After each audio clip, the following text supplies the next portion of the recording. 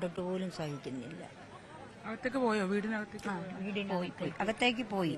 അച്ഛനും അമ്മയും മോന്റെ ബോഡിയുടെ അടുത്തിരിപ്പുണ്ട്. പിന്നെ ഈ സങ്കടം എന്ന് പറയുന്നത് ഈ കുഞ്ഞ് ഇത്രയും നാള് അമ്മയും പിരിഞ്ഞ് അച്ഛനാണ് അന്ന് രാവിലെ ചെരുപ്പ് വേണമെന്ന് പറഞ്ഞ് ചെരുപ്പ് വാങ്ങാനങ്ങാണ്ട് കൊണ്ടുപോയി വാങ്ങിച്ചു കൊടുത്തിട്ട് ആണ് ഇങ്ങോട്ട് പോരുന്നെന്ന് പറഞ്ഞു. എന്നും സ്കൂൾ ബസ്സിലാണ് പോകുന്നത്. അന്ന് ബൈക്കിൽ കൊണ്ടുവിട്ടു ാണ് അച്ഛൻ്റെ ബൈക്കിൽ കൊണ്ടുപോയി. അന്ന് ബൈക്കിൽ അന്ന് അവൻ തന്നെ പറഞ്ഞു എന്നെ അങ്ങനെ കൊണ്ടുവിടാൻ പറഞ്ഞു. അങ്ങനെ കൊണ്ടുവിട്ട് പിന്നെ പുള്ളി അറിയുന്നത് കുഞ്ഞിന്റെ ഈ അപകട മരണമായിരുന്നത്. അച്ഛൻ കൂലിപ്പണിക്കൊക്കെ പോയിട്ടാണല്ലോ. അവരെല്ലാം കൂലിപ്പണിക്കാരാണ്. യാതൊരു വിധമായ സാമ്പത്തിക നേട്ടങ്ങളും ഉള്ള ഒരു വീടല്ല.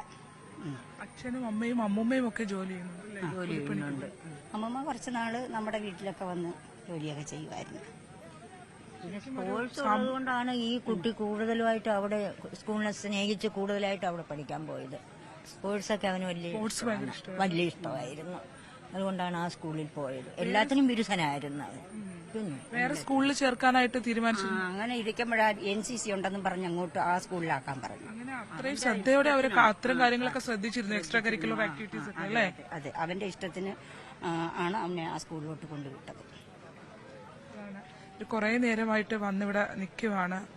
ഇത്രയ്ക്കുള്ള സങ്കടം ഉണ്ട് ഈ കുഞ്ഞിനെ കാണുമ്പോൾ. അവൻ ഇത്രയൊക്കെ വളർത്തി കൊണ്ടുവന്ന അവന്റെ മുഖം എന്തോ ചിരിക്കുകയാണോ സംസാരിക്കുകയാണോ എന്ന് പോലും നമുക്കറിയാൻ വയ്യ. മരിച്ചു കിടക്കുവാന്ന് പോലും നമുക്ക് അറിയാൻ വയ്യ. മുഖം കണ്ടിട്ട് നമുക്ക് തിരിച്ചു പോകാൻ പോലും നമുക്ക് തോന്നുന്നില്ല. ഒരു നാടെന്ന് പറയല്ലേ, ഈ നാട് മൊത്തം അവന്റെ കൂടെയുണ്ട്. ഈ മരണം അറിഞ്ഞ ആ സമയം തൊട്ട് എനിക്ക് തോന്നുന്ന ഈ ഞങ്ങൾ രണ്ടുപേരോടെ നിന്ന് പറയുക, കലാഭവൻ മണി മരിച്ച സമയത്ത് ഇതേപോലെ ആൾക്കാർ അതിനും കൂടുതലാണെന്നാണ് ഞങ്ങൾക്ക് തോന്നുന്നത്. കാരണം ഇതിങ്ങനെ കറങ്ങി വരുന്നത് കൊണ്ടേ ആൾക്കാർ എത്രത്തോളം വരുന്നെന്ന് അറിയാൻ വയ്യ. ഞാൻ ഒരു കവിതയൊക്കെ എഴുതുന്ന ഒരാളാണ്. അപ്പം എനിക്ക് ഈ കുഞ്ഞുങ്ങളൊക്കെ ഈ പടമൊക്കെ വരയ്ക്കുകയും പാട്ടുപാടിയൊക്കെ ചെയ്യുന്നത് ഭയങ്കര ഇഷ്ടമാണ്. ഞാൻ ഈ മൊബൈലൊക്കെ സാധാരണഗതിയിൽ ഇവിടെ ഇങ്ങനെ ഒരു ആൾക്കൂട്ടമൊക്കെ വന്നു കൂടാറുള്ള സ്ഥലമാണ്. ജീവിതത്തിൽ ആദ്യമായിട്ടാണ് നമ്മൾ ഇത്രയും ഒരു ജനസംഖ്യ കാണുന്നത്. ഇത്രയും ദുഃഖങ്ങൾ ആചരിച്ചുകൊണ്ട് മനുഷ്യരിങ്ങനെ വരുന്നത് ഏതെല്ലാം ദേശത്തുനിന്ന്. അതാണ് അശ്വതി, അതാണ് അവർ പറയാനുള്ളത്. ജീവിതത്തിൽ ആദ്യമായിട്ടാണ്, ഒരു രണ്ടുപേരും പ്രായമുള്ള ആളുകളാണ്. അവര് പറയുന്നത് ജീവിതത്തിൽ ആദ്യമായിട്ടാണ് ഈ പ്രദേശത്ത് ഇങ്ങനെ ഒരു ആൾക്കൂട്ടം ഇങ്ങനെ അവർ വന്ന് കണ്ടതിന് ശേഷവും അവർക്ക് മടങ്ങിപ്പോകാൻ കഴിയുന്നില്ല എന്നുള്ളതാണ്. മടങ്ങിപ്പോകാൻ മനസ്സ് അനുവദിക്കുന്നില്ല എന്നുള്ളതാണ് പറഞ്ഞ് ആ കുട്ടിയെക്കുറിച്ച് പറയുന്ന വാക്കുകൾ അവർക്ക് അവസാനിപ്പിക്കാൻ പോലും കഴിയുന്നില്ല എന്നുള്ളതാണ്.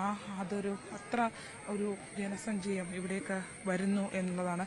ഇപ്പോഴും ആളുകൾ തുടരുന്നു, ആളുകൾ വന്നുകൊണ്ടേയിരിക്കുന്നു. നമ്മൾ കാണുന്നതൊന്നും